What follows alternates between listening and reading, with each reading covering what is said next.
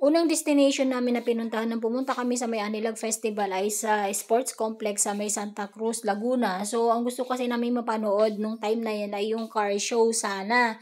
So, kaya kami ay pumunta dyan at kami naghanap muna ng parking. Nung time na yan ay hapon na, mga 5 p.m. yan. So, kunti pa lang yung mga pumunta dyan. Ayan yung parkingan ng motor. So, yan si Mr. Nagpark muna siya ng aming motor. Napakalawak yung lugar na to kasi dito rin makikita yung Laguna University na school. Ayan guys, so ang lawak, 'di ba? So, pwedeng pagparkingan yan. Linggo din kasi nung time na to kaya walang masyadong estudyante.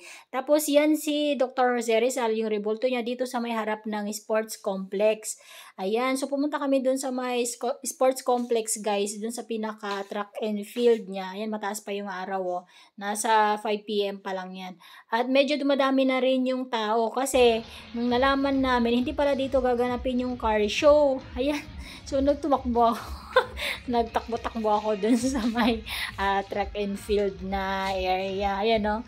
So, kunwari ako yung makikipagkarera. Ayun si baby sa ulo ko nakadikit. Tapos si Mr. tawa ng tawa dyan kasi hindi daw ako nahiya sa mga pinaggagawa ko. Ayun, no? Nakuha ko pang sumayaw talaga. Ibong tiririt.